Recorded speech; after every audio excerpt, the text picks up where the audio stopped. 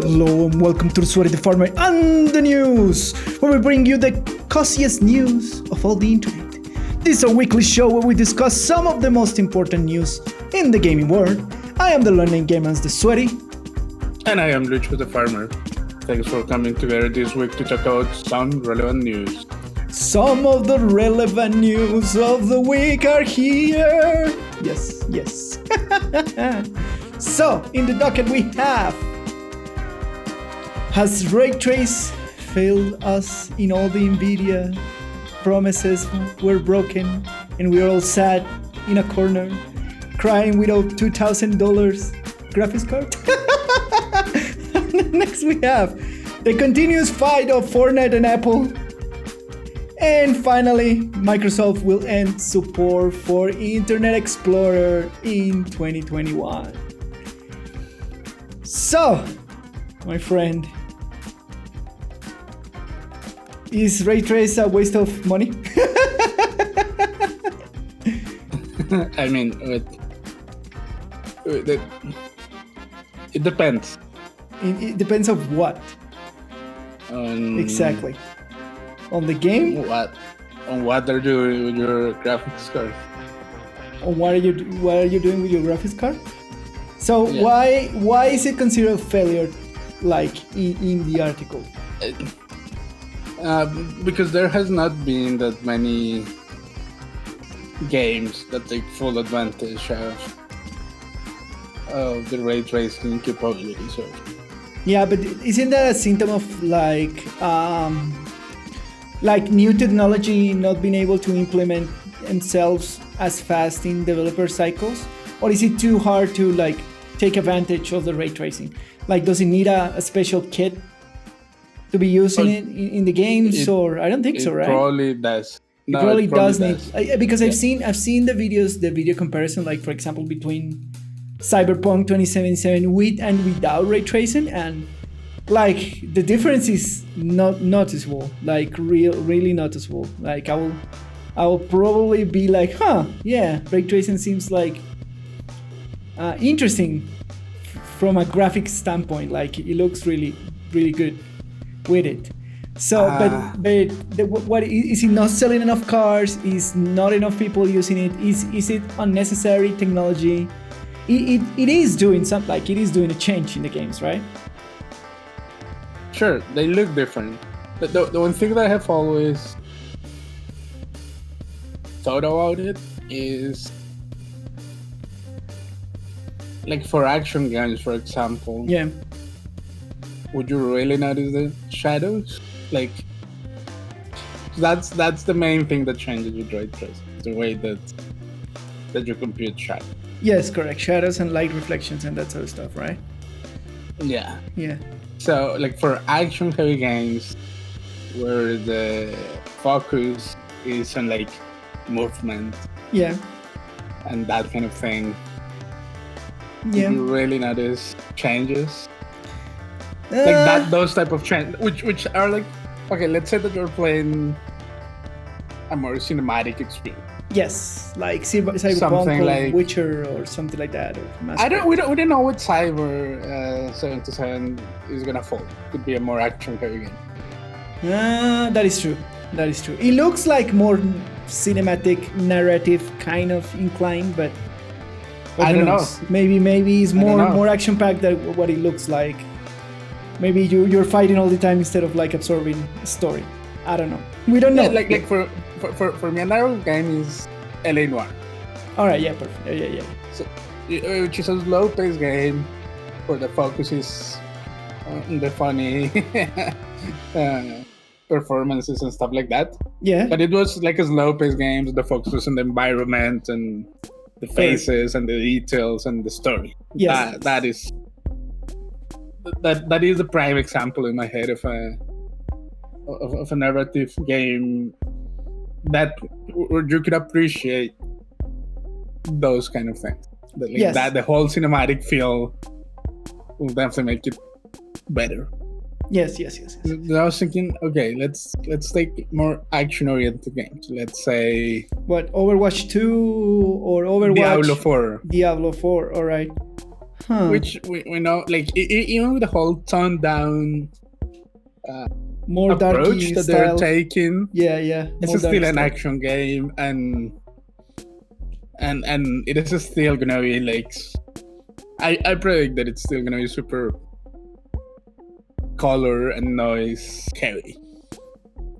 Yeah, knowing Blizzard, yes, you will be blind. Well, maybe. Well, the thing is, like, it's a concept, right? So maybe they will, if the colors are toned down and that sort of stuff, and it's more dark and terror, you won't expect as many lights as in Diablo 3, right? Have you seen Diablo 2? Yes, I've seen Diablo 2. It's a super noisy game as well. Let me recall. Even though it's dark and gritty and then the Diablo 1 is not that noisy, but Diablo 2 is a little bit more noisy. Diablo 2 nothing is as noisy as Diablo 3. That's what I'm saying. Like, nothing is as noisy as Diablo 3. But Diablo 2 is super noisy. Yeah. All right. It's not a clean game. Or so from that standpoint, you said that the technology is wasted on that? I wonder. I mean, like human eyes are really good at detecting motion and blur and that kind of stuff, but they're really bad at like detail. Correct. Yeah. Because I don't know, for evolution, motion is more important than us than looking at shadows and saying, "Oh yeah, that is the right shadow." Yeah. No, for us it's more important. Like, that is moving in that direction. That fast. That is the detail. Yeah, or I see this area, whatever. Like, I never imagined you have to have ray tracing in World of Warcraft or something like that. I mean, it will have Shadowlands will have ray tracing support. Will it make the game better? In what sense? In the graphics, the shadows will look more accurate. The shadows will look more pretty, and that's it. Will that help in the contrast when you're trying to read like effects on the floor and that sort of stuff? No, of course, that doesn't matter. That doesn't matter. Okay. It's just shadows and reflections. That doesn't change anything. Like, it just make it look pretty. And that's it. Yeah, but are you playing WoW? For like the way it looks, clearly not. It's nice. Don't get me wrong, it has a nice aesthetic, but it's not like the super cinematic thing, unless they show you an actual cinematic. Sure, but the in-game like for example, the distance between in-game cinematics and pre-rendered cinematics is huge. It's so abysmal that it's not like it's not like the ray tracing is gonna fool you. Are they gonna look a little bit better? For sure, but it's gonna be game changing, relevant. So maybe games like Warframe, like ray tracing really matters for them. It's gonna look prettier than it already looks, but sure. But when you're like, and the game looks way better now than when it looked when we started playing. Yeah, absolutely. 4 years ago. Yeah, correct. 3 years ago. Yeah. Do you really notice that difference when you're in mission? Nope. Yep. Same old Warframe. Does the game look better? Yes. Of course, it does. Yes. It looks amazing. It's not to diminish all the time that developers have put into improving the engine and all the shadows and reflections, which Steve is very passionate about, and about all the technology underlying. And the technology is cool. Technology is cool indeed, yeah. And when you're like playing in Captura, it looks amazing. And absolutely. When you go out to open worlds and just fly around and look at all the shadows, it looks really cool. Yes. But when you are just killing hordes and hordes and hordes of enemies, it is the same. You just stop noticing those things. That is true. It feels that way. So, I mean, to be fair, RTX is like ray tracing is a newish technology. Yes, but not really. It has like 2 years, I think. It's been implemented in a commercial way. It's been out for like 3 years, like the actual cards. RTX. Where did the ray tracing start? It started in the 20s, in the 2000 series in NVIDIA. Yeah. It started in the 2000 series. In the 2000 series is 2 years old. Is it only 2 years old? Isn't it 3 years old? I think it's 2 years old, the 2000 series. Because my computer is 3 years old, and in like a year after the 2000 series started shipping.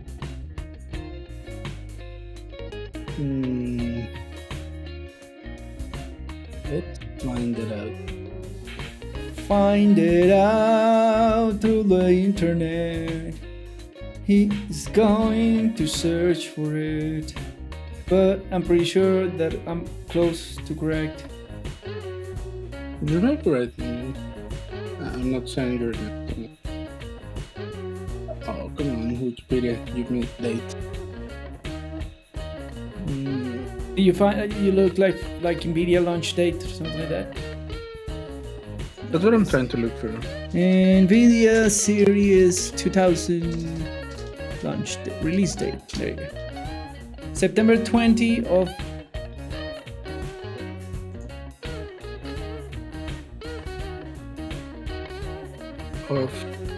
This is 2000 and. Oh wait.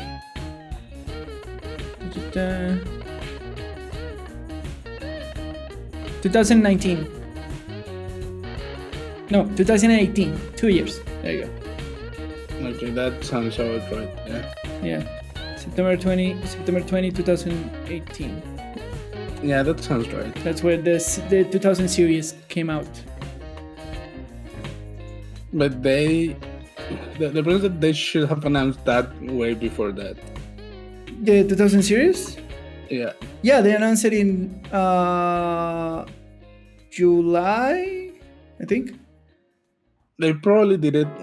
The thing is that when they announce a huge change in architecture, they announce with a lot of time so developers can adopt. Yeah, they ship developer package, like they ship developer machines and architecture until with 6 months in advance or something like that. So when the card launches, it already has titles to take advantage of. But 6 months.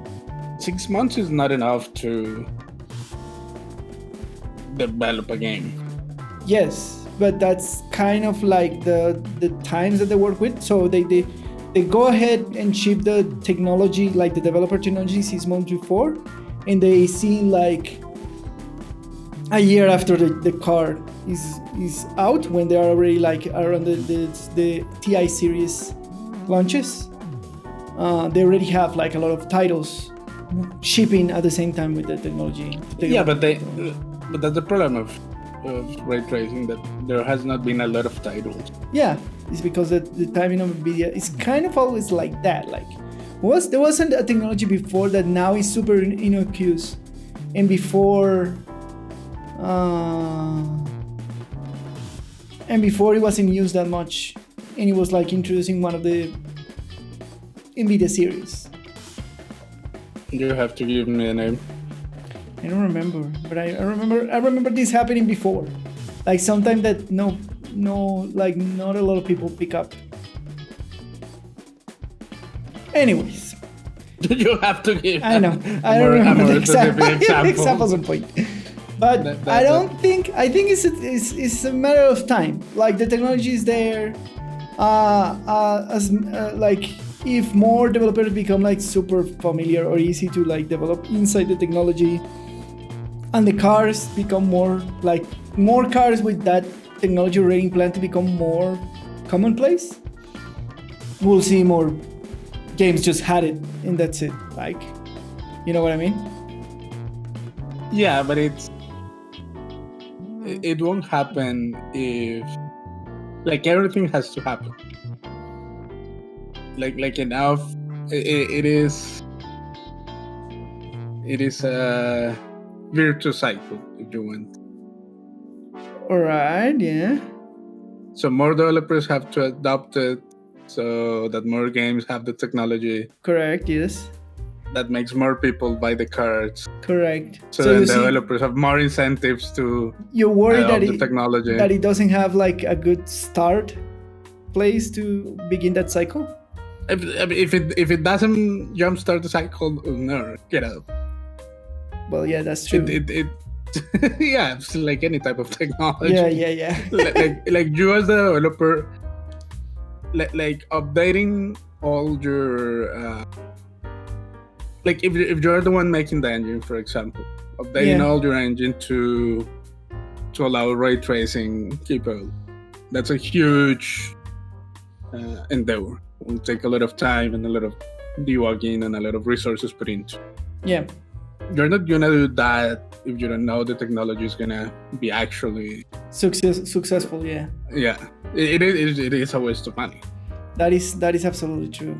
And a lot of buyers won't upgrade until it is widespread across the game.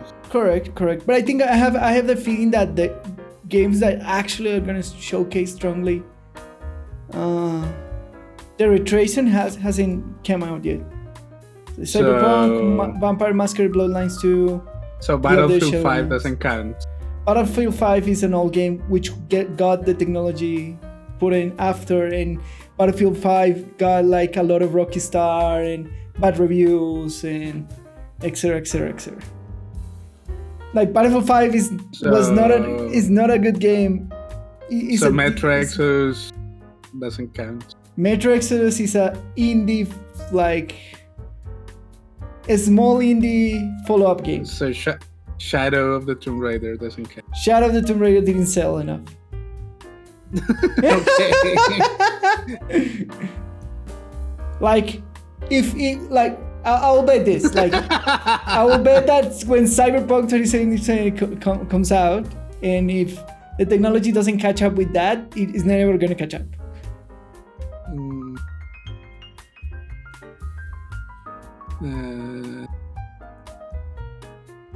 And I know, I mean, that's why you should never be an early adopter of technology. Sometimes, like it's as everything in life, you sometimes are lucky enough when the technology like speaks for themselves or got a good that's start. What you should. That's exactly the point. That's why you should never be an early adopter of technology. It's a good bet to do. Like if it's not insanely No, it is not expensive. a good bet to do. It is, because you sometimes can catch a good break. How? It is $2,000 graphic card. I know that is $2,000 graphic card, but if it becomes like cheaper and more success. Yeah, no, but you only get cheaper if you are not an early adopter of the technology. It's hard to say. What? No, it's not hard to say. Like I'm not talking about I'm not talking about as a consumer. I'm talking about as a developer. I'm talking about as a consumer. Ah, yeah. No, we were talking about like, as a consumer, it's not good. It's not good. Don't be an early adopter and thing. As a consumer, it's bad. Yeah, of course, as a consumer. Yeah. I was thinking about like as a developer. It's a good Sometimes bet. as a developer, it's not. It depends. Yeah, it depends. But like, it is something that you bet that you cannot be 100% sure all the time. That's what I mean. Yeah, but at that point, you're betting a lot of money on. Fair enough. Like companies should be less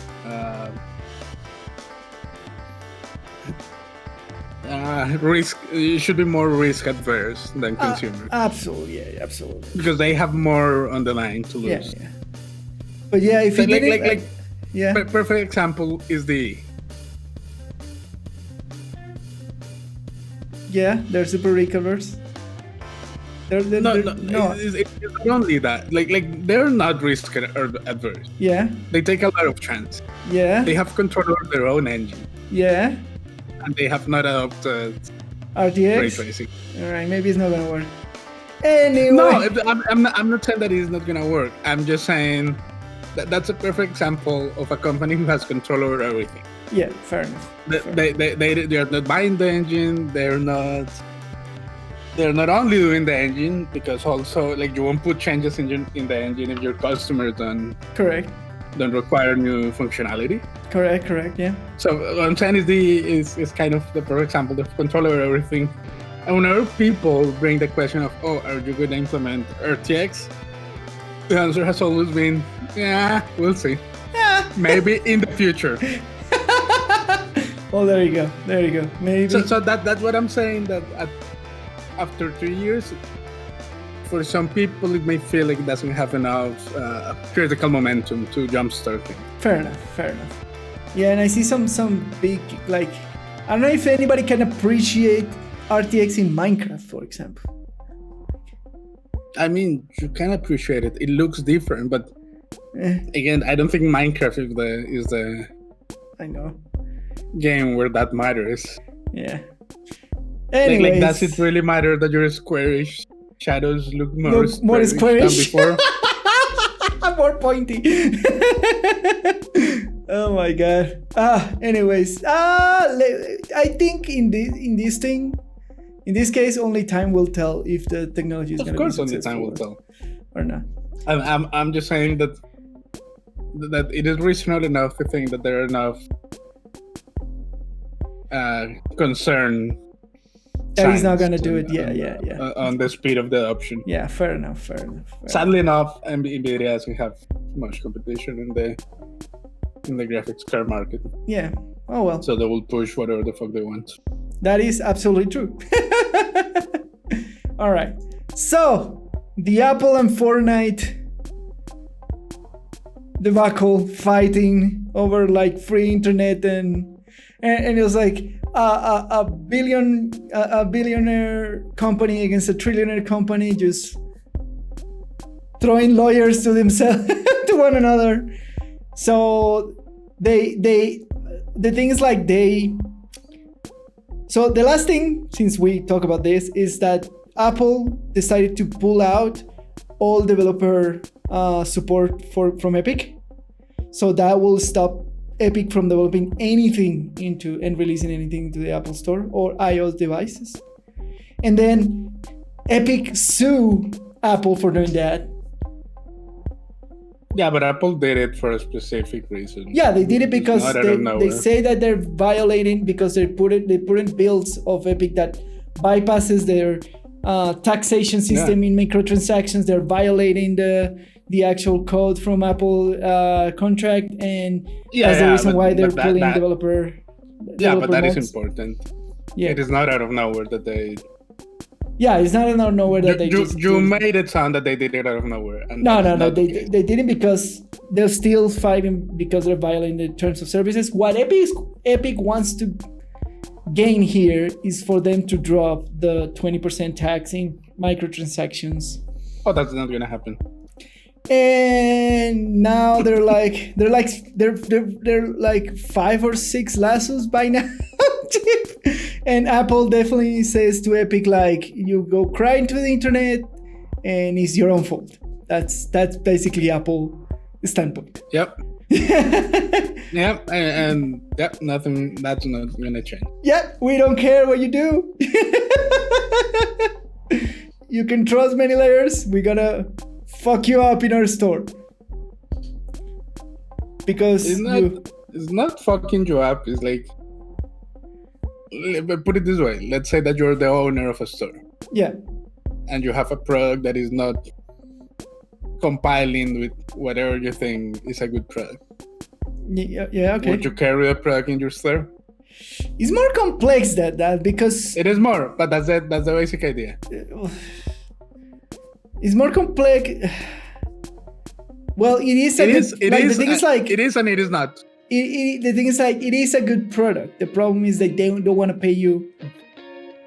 That they think that what you're charging them for putting into the shelves go to another is too store. much. Like, no one is forcing you to sell it in this store. Absolutely. Like the answer there is like, well, you pay me because my store is exclusive, or you go to another store. The problem is that the other store already kick you because you fight with the the first store.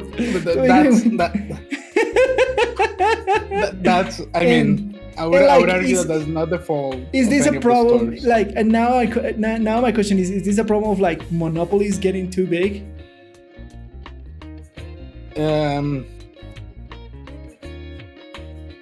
I'll say that was more a problem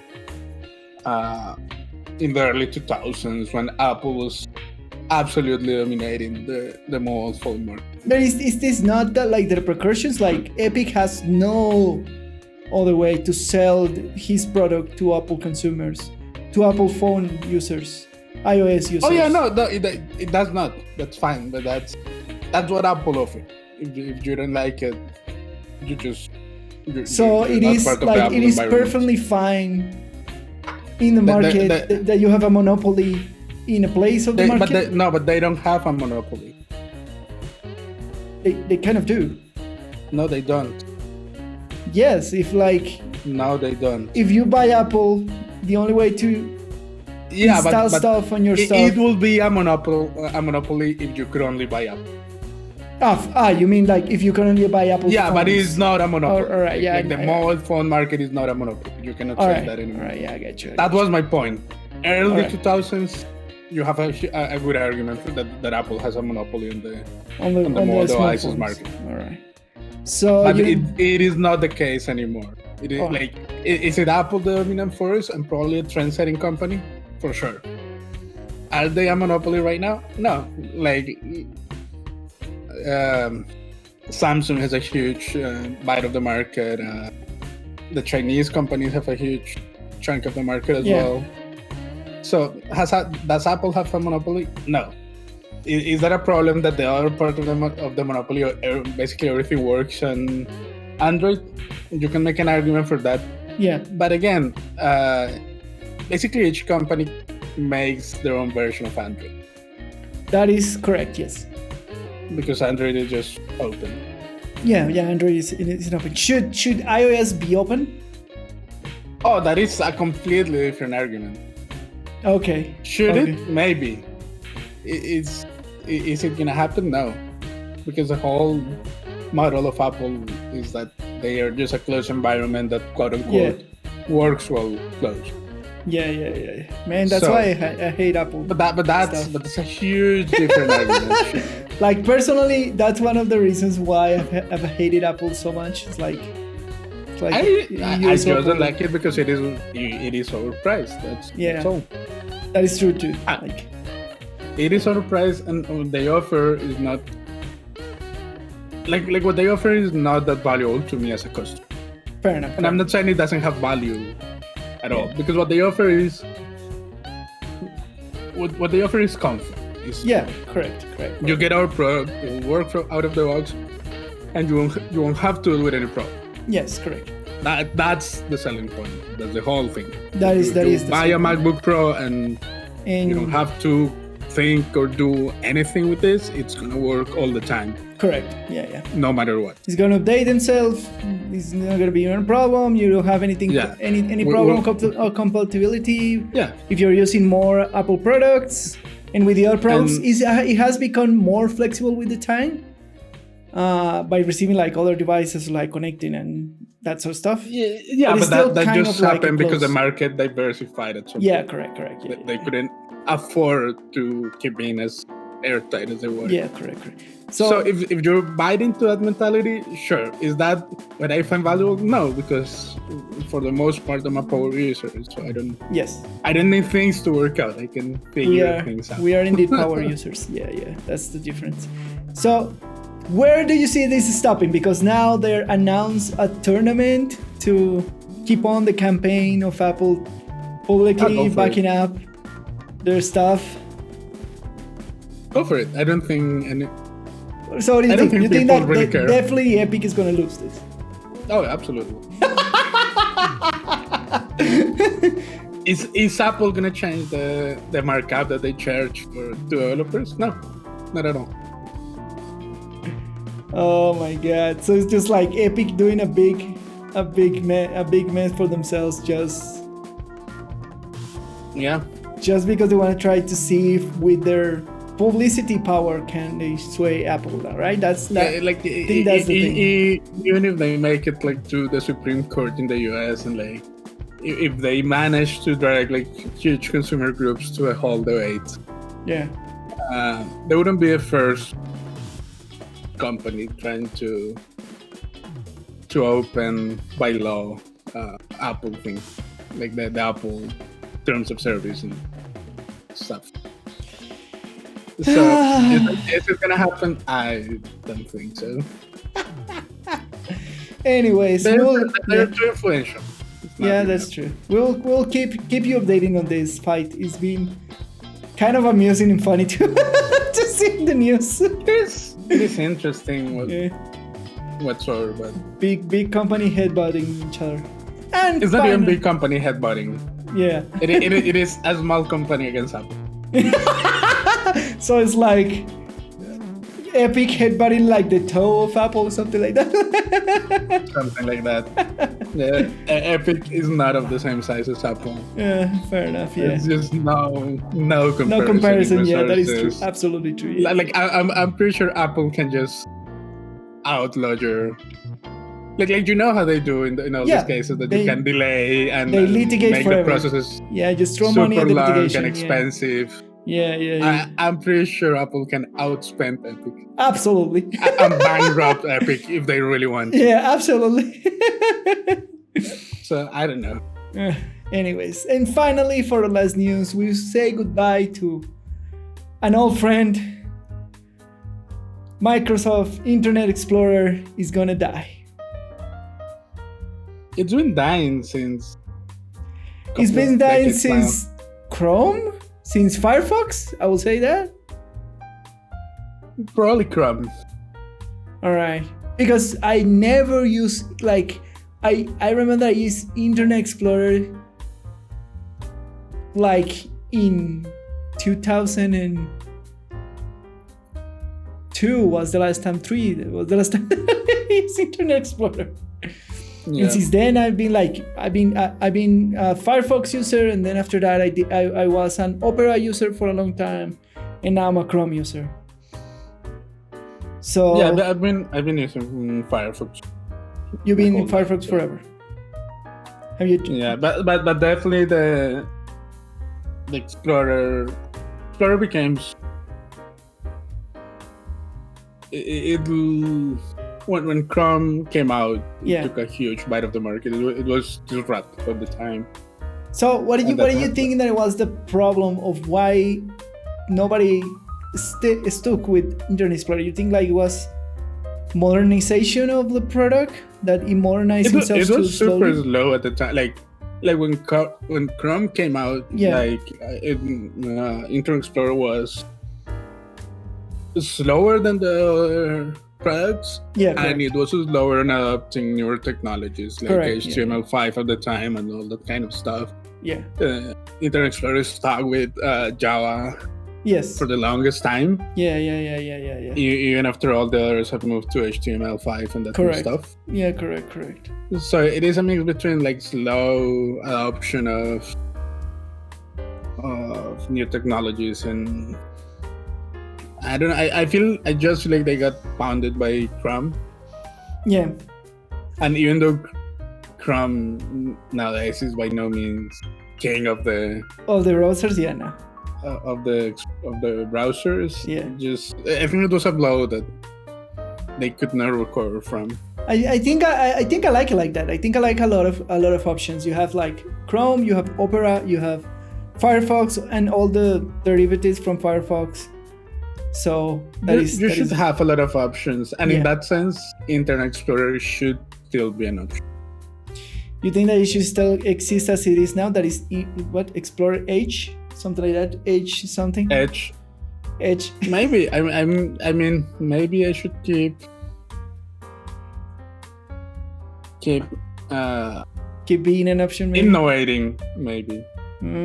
But they should keep their own browser and pursue their own version of innovation in there, and maybe they could find something at some point. Maybe they just killing the brand, and then launching another like super separated from the Explorer to see if that works. Oh, that's what they tried to with that.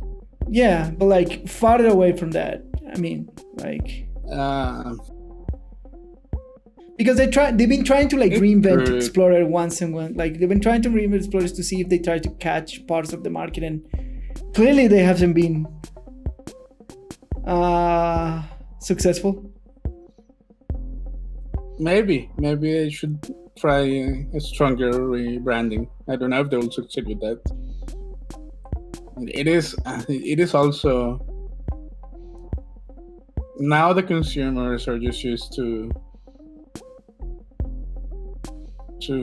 get Chrome and Firefox and all these different browsers. So I don't know if there's going to be a change that will make you say, "Oh, Edge is actually good," and you'll lose. I don't know if that will happen.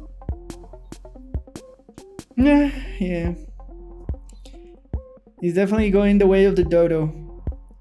I think I got the feeling that they're kind of still be trying to push Edge from this article, or in some way, shape, or form. They would probably still need their own browser for like some connections and utility that Windows has, right? I mean, you can do all the stuff. Like if you're a power user, then you're fidgeting with like connections to servers and that sort of stuff. You kind of need some kind of direct browser. Not really. You can do that. The majority of that by the command console. So yeah. Or the command console of like text, like via text archives. Yeah. Well, RIP. I mean, they'll at least keep like at least like a legacy browser.